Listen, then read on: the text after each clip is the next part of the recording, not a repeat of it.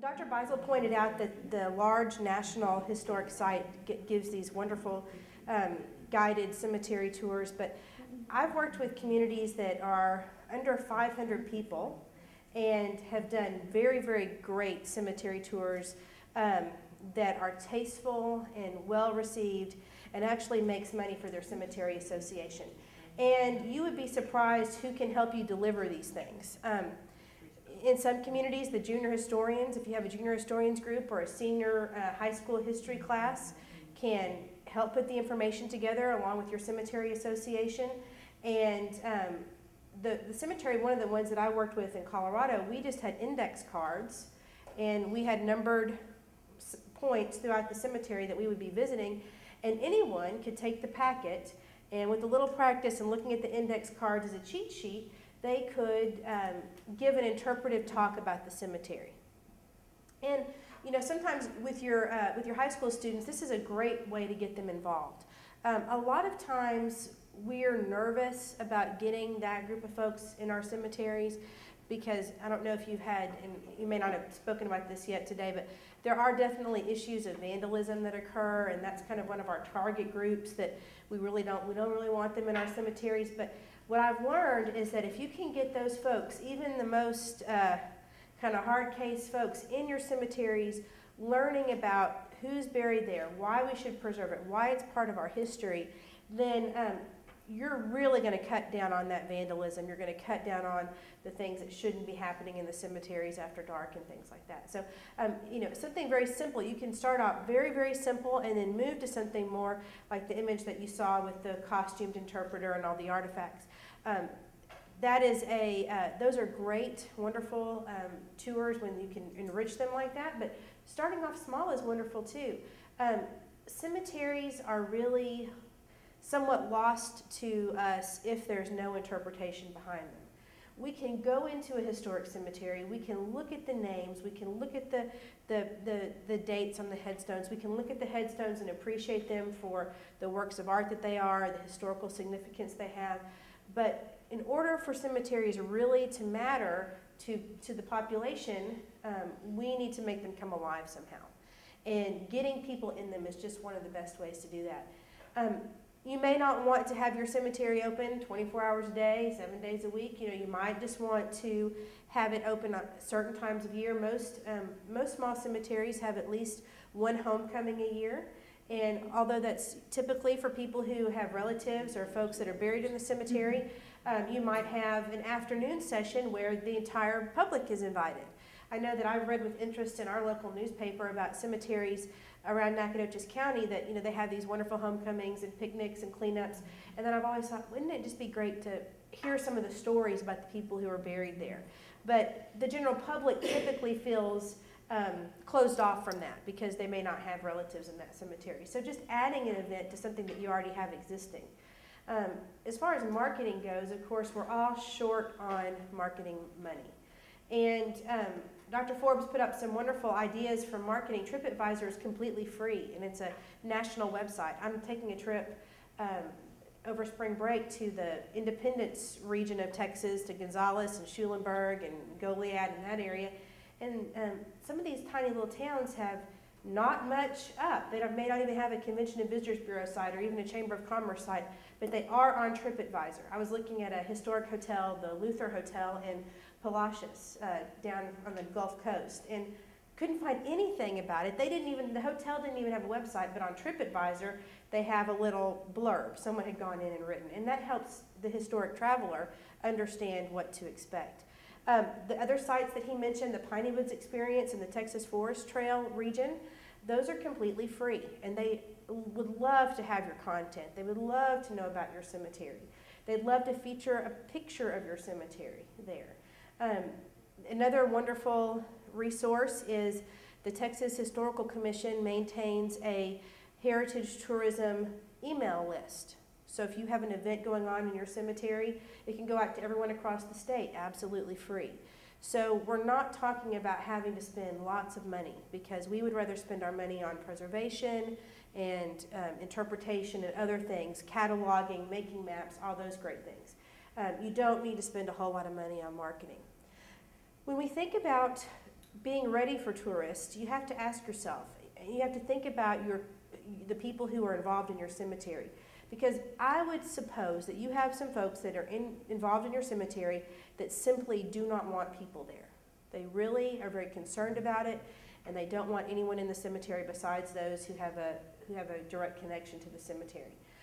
One of the things that they found doing studies of historic sites and historic cemeteries is that the more open you are, the more available your site is, the less likely you are to have significant damage done to it. Because that means there's lots of eyes on that place. If there's people that are going in and out of there on a regular basis, then there's lots of people that are looking out for the property. If you encourage people to take walks, evening strolls to the cemetery. Another group we haven't discussed is birders. Man, cemeteries are prime places for those bird watchers. They're quiet. They usually have lots of wonderful vegetation. If you encourage those people to be in your cemeteries, then that discourages those people who you don't want in your cemeteries. If you have, and some cemeteries just simply have to operate with a locked gate and a locked key and all that, but that really invites those folks to either jump the fence, break the lock, knock over headstones, shoot out. I've seen just terrible examples of vagrancy and vandalism in cemeteries, shooting up markers and things like that, tippling them over. But really and truly, the more people you have in your cemetery, the better off you are. That's why the one that I worked at, the historical association that I worked for in Colorado, they had 2 historic cemeteries, and their gates were opened, from 8 in the morning until dark, just because they wanted those people in there. It's harder to control vandalism certainly at night, and a lot of things happen at night. But when you start to get your community involved in what's going on, if they see a suspicious truck at the cemetery, then they'll call somebody, and they'll be more likely to be a part of the community. Another thing about the cemetery tours is that there are people, there are folks in the world that are concerned that cemetery tours are disrespectful, and I've run across that before, that just simply say this is not a place for us to be talking about the folks who have passed on. And I think that some of them can be if you spin them as ghost tours or sensational tours.